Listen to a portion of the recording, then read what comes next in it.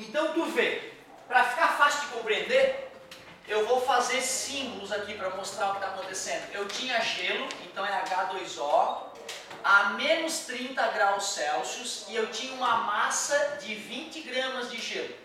E eu quero que isso se transforme em vapor d'água, lembra vapor? A 400 graus Celsius. Cara, eu acho que a melhor maneira do aluno fazer essa encrenca aí sem se perder é fazendo os desenhos do que está acontecendo. O aluno, por conta própria, tem que lembrar que o gelo funde a zero. Então vai ficar no estado sólido até 0 graus Celsius. Depois a água vai derreter ainda a zero. A água vai continuar líquida até 100 graus Celsius. Para depois sim se transformar em vapor a 100 graus também. E na verdade só tem que ter a calma de ir calculando cada mudança dessa. Ora com que macete, ora com que moleza. Se tu é bem organizado, né, tu chama de Q1, Q2, Q3. E eu pergunto a vocês, no Q1, que macete ou que moleza, por quê? Que macete, muito bem, por quê?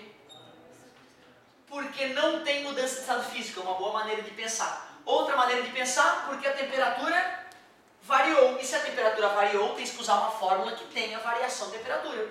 Duas formas de pensar, muito bem.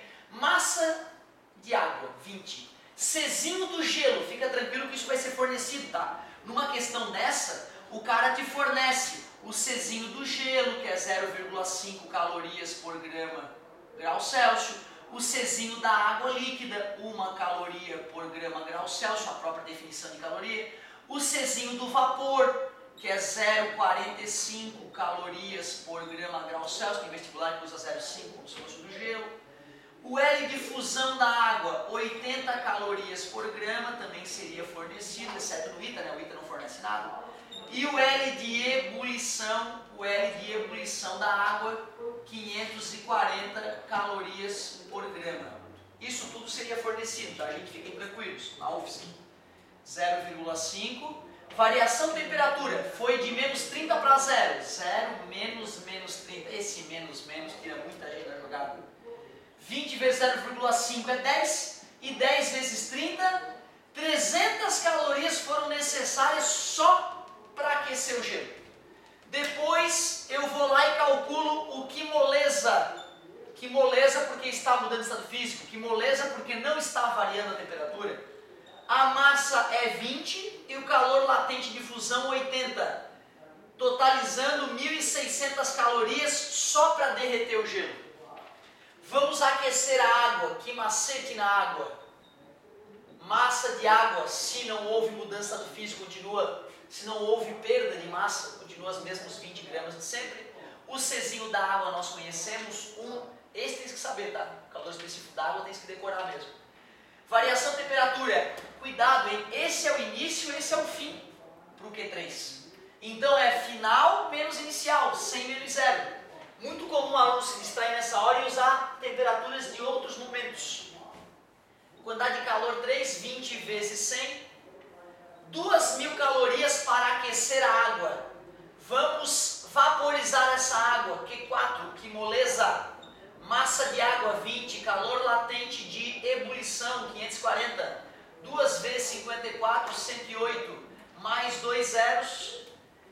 10.800 calorias para vaporizar a água, finalizando com o último, que macete. A UFSC não pediu isso, pediu, cara.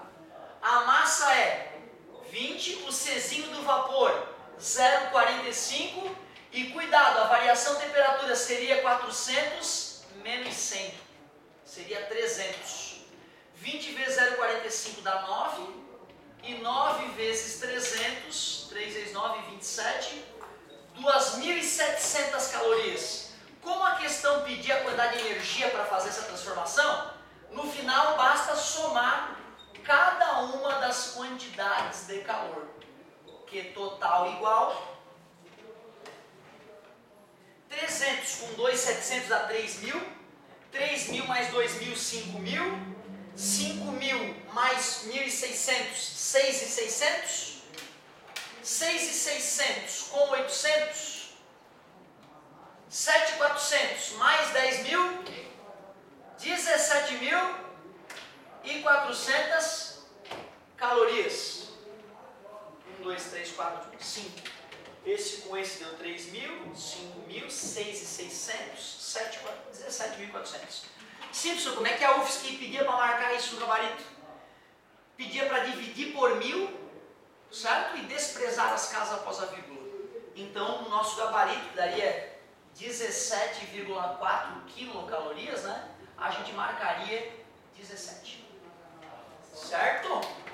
Então, tu vê, uma questão bem bonitinha, ela não é difícil, né? Mas ela é trabalhosa, exige do aluno um pouco de organização aí e agilidade, claro, né? Tu tem que fazer isso voando, a toque de caixa.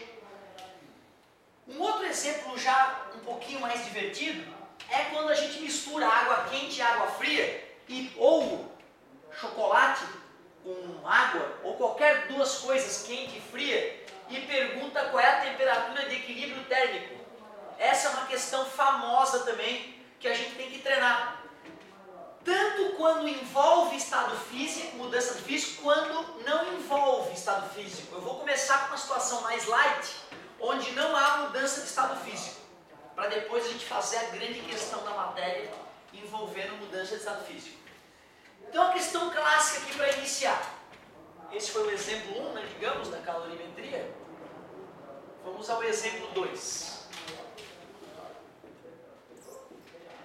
Imagina o seguinte, ó, mistura-se 30 gramas de água a 10 graus Celsius com 70 gramas de água a 80 graus Celsius. Desprezando as perdas de energia,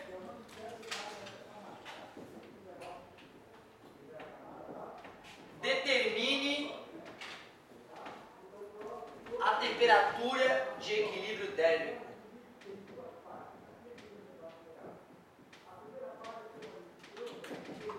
Para o enunciado ficar mais bonito, nós poderíamos falar assim, ó, em um recipiente adiabático, coloca-se 30 gramas de água a 10 graus Celsius com 70 gramas de água a 80 graus Celsius. O que seria nesse caso adiabático? O que é esse recipiente adiabático? Que não ganha nem perde calor para o meio ambiente, né? Para exemplificar melhor o que seria isso, seria a garrafa térmica, que tu bota café a 80 graus Celsius e 2 milhões de anos depois tu vai tomar o teu café, ele está na mesma temperatura. Essa garrafa térmica é ninja.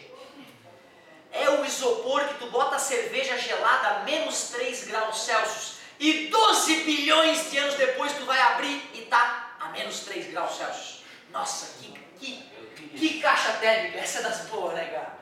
Essa é das boas. Na verdade, pessoal, algo adiabático só existe na mente humana. Na natureza, as coisas sempre trocam um pouco de calor, certo? Mas essa ideia vai nos facilitar o entendimento aqui em alguns momentos. Olha como é que se resolve essa questão fisicamente. Dá para resolver essa questão matematicamente, tá, pessoal? Só que eu tenho que te ensinar a pensar fisicamente. Por isso que eu gostaria que tu fizesse assim, ó. Pega a água que está quente e faz um quimacete nela. Pega a água que está fria e faz um quimacete nela. Assim, cara, tu vai conseguir saber qual é a relação de calor recebido ou perdido para uma certa temperatura final. Quer ver? Eu não sei quanto de calor a água quente vai perder, mas eu sei que ela tem 70 gramas, sabemos o calor específico da água, que é 1, e a variação de temperatura é a final menos a inicial, que eu sei que é 80 graus Celsius. Eu não sei nem a temperatura final, nem a quantidade de calor que essa água quente vai perder, mas eu sei que elas estão relacionadas por essa equação. Faço o mesmo para a água fria. Massa de água fria, 30. Czinho da água, 1. Variação de temperatura, final menos inicial. Eu não sei quanto de calor a água fria vai receber da água quente. E também não sei a temperatura final, mas sei que elas estão relacionadas por esta equação.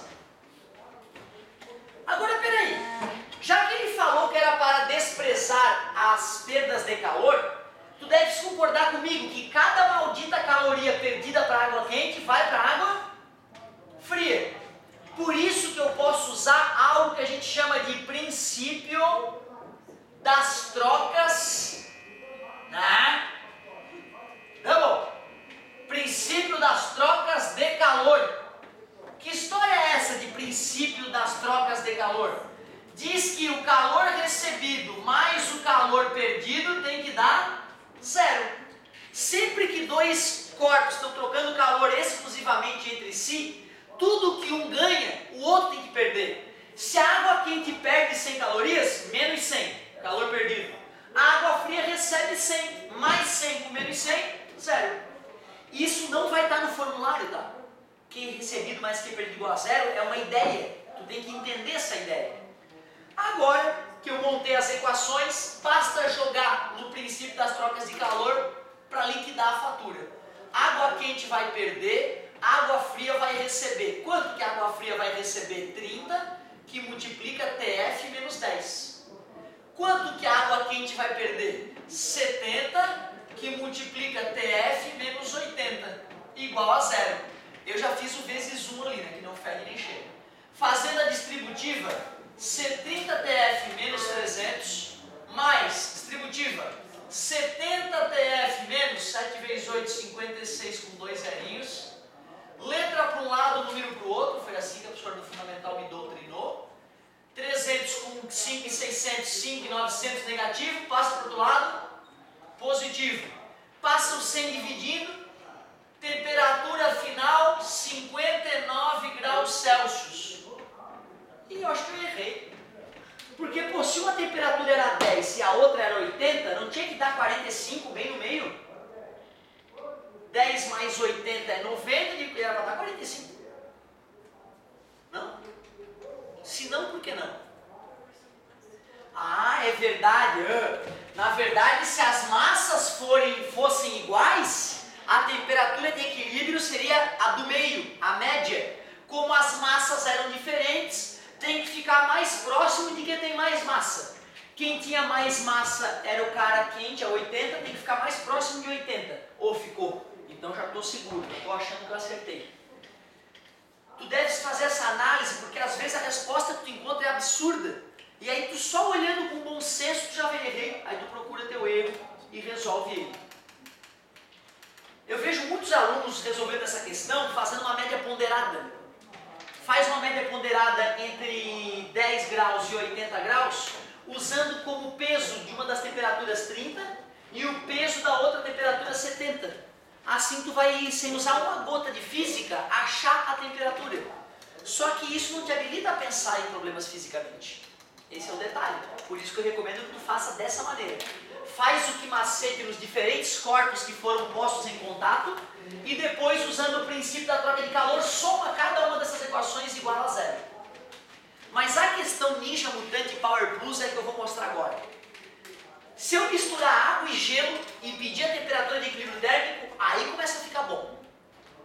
E eu vou te convidar para vir pensar comigo nessa questão sem macete, porque por aí eles ensinam os macetes que, ao meu ver, deixa o aluno meio zumbizado. Eu queria que tu fosse um ser pensante aqui comigo. Então eu não vou usar macete, vamos usar física honesta para matar a questão que mistura água e gelo. Essa aí dá um índice de acerto muito pequeno no vestibular. Vamos ao filé mignon da aula então, galerinha.